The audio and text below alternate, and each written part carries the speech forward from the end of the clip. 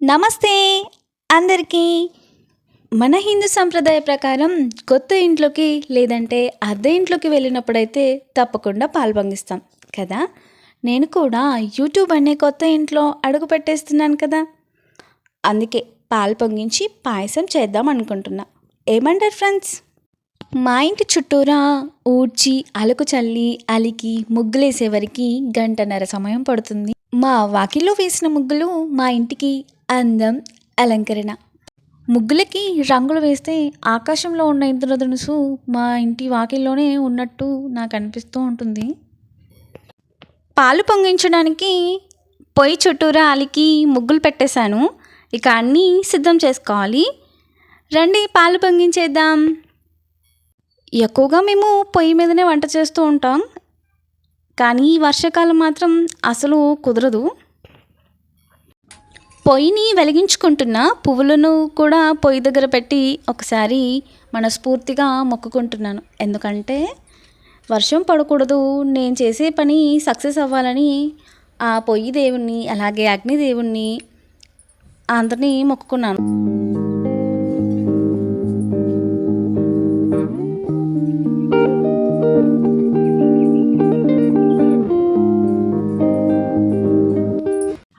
పాలు పొంగించడానికి కుండని పొయ్యి మీద పెట్టేస్తున్నా.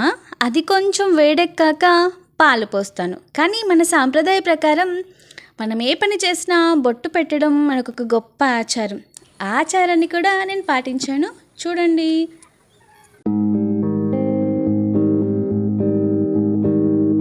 కుండలో పాలు పోసేసాను. ఇక నెక్స్ట్ ఏంటంటే నేను బొట్టు పెట్టుకొని మీ అందరికీ బొట్టు పెట్టి నా యూట్యూబ్ ఛానల్కి ఆహ్వానిస్తున్నాను. అందరూ రండి, తప్పకుండా మర్చిపోకండి. ఇంతకీ నేనే పాయసం చేస్తున్నానో చెప్పనే లేదు, మతిమరుపు దాన్ని మర్చిపోయానండి. నేను ఇప్పుడు చేసేది అటుకుల సగ్గుబియ్యం పాయసం. దీనికి కావాల్సినవి అటుకులు, సగ్గుబియ్యం, బెల్లం. ఈ 3 చాలు. అద్దిరిపోయింది. నేను పాయసం చేశాను కదా దేవుడికి. అప్పుడప్పుడు ఇలా అవుతూ ఉంటుంది. మనం అన్నీ వేసి నెయ్యి వేసి డ్రై ఫ్రూట్స్ వేసి చేసిన పాయసం కూడా బాగోదు, కానీ ఏదో మొక్కుబడిగా చేసిన పాయసం మాత్రం భలే ఉంటుంది కదా. ఇది కూడా అలా జరిగిందండి. చివరికి పాయసం దేవుడికి పెట్టేసి టేస్ట్ చూశాక అసలు మేము ఇన్ని రోజులు చేసుకున్న పాయసం కన్నా ఈ పాయసం అద్దిరిపోయింది. బెల్లాన్ని తురుముకుంటున్నా, గంట నుంచి కష్టపడుతున్నా, కట్టలు మండట్లేదు, పాలు పొంగట్లేదు. కట్టెలన్నీ నిన్న రాత్రి వర్షానికి చల్లుబడి తడిచాయి. అప్పటి నుంచి ఎదురు చూసే క్షణాలు రానే వచ్చాయి. పాలు ఎటు సైడ్ పొంగుతాయా అని అదే పనిగా చూస్తూ ఉన్నా. ఇక ఆ సమయం వచ్చేసింది. పాలు ఎటు పొంగితే ఎంత లాభం వస్తుందో నాకైతే తెలియదు. మీకు తెలిస్తే మాత్రం తప్పకుండా చెప్పండి. అసలు పాలు ఎందుకు పొంగిస్తారంటే అంతా శుభం జరుగుతుందని పాలు పొంగిస్తారు. సకల సంపదలకు మూలం లక్ష్మీదేవి. ఆమె సముద్ర గర్భం నుండి జన్మించింది. విష్ణుమూర్తి పాల సముద్రంలో నివాసం ఉంటారంట. ఇంట్లో పాలు పొంగించడం వల్ల పాలగడిలో నివాసం ఉండే విష్ణుమూర్తి లక్ష్మీదేవిల కరుణ కటాక్షం లభిస్తాయని పురాణాలు చెబుతున్నాయి. అయితే ఏంటంటే విష్ణుమూర్తి లక్ష్మీదేవిల కరుణ కటాక్షం నా యూట్యూబ్ ఛానల్కి నా మీద ఉండాలని, చూస్తున్న ప్రేక్షకుల కరుణ కటాక్షాలు కూడా లభించాలని నేనైతే మనస్ఫూర్తిగా కోరుకుంటున్నాను. పాలు పొంగుతున్నాయి. చూడండి ఫ్రెండ్స్, ఎటు సైడ్ పొంగుతున్నాయో. తూర్పు సైడ్ అయితే పొంగాయి.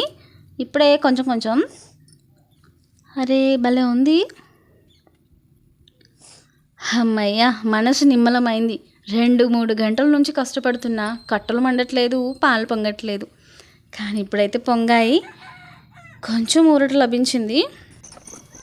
మసులుతున్న పాలల్లో బెల్లం వేసాక కలుపుకున్నాక ఒక 5 నిమిషాల తర్వాత అటుకులు, సగ్గుబియ్యం వేసేసాను. మీ అందరికీ ఒక మంచి పద్యం చెప్పాలనుకుంటున్నాను. వేమన పద్యం.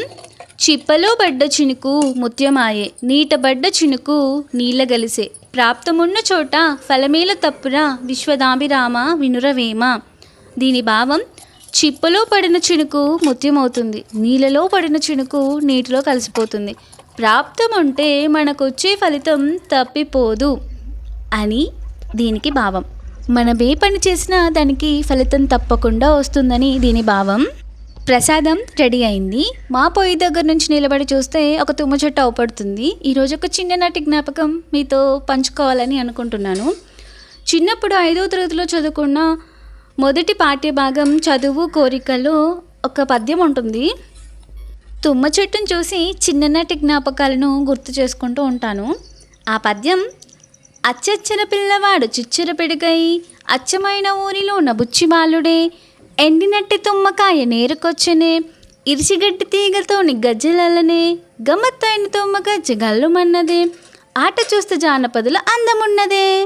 నాకు మాత్రం ఇంతే గుర్తుంది, కానీ ఇంకా 3-4 చరణాలు ఉంటాయి. మీకు గుర్తొస్తే మాత్రం తప్పకుండా కామెంట్ చేయండి. ఇక ప్రసాదం పూర్తయింది కదా, ప్రసాదాన్ని చిన్న చిన్న గిన్నెలో వేసుకొని మా ఇంట్లో దేవుళ్ళ ఫోటోల దగ్గర పెట్టేశాను ముందుగా. ఆ తర్వాత కూరాడుకుంట దగ్గర పెట్టాను. ఆ తర్వాత నాకు ఇష్టమైన చిన్ని శ్రీకృష్ణుడి దగ్గర పెట్టుకున్నాను.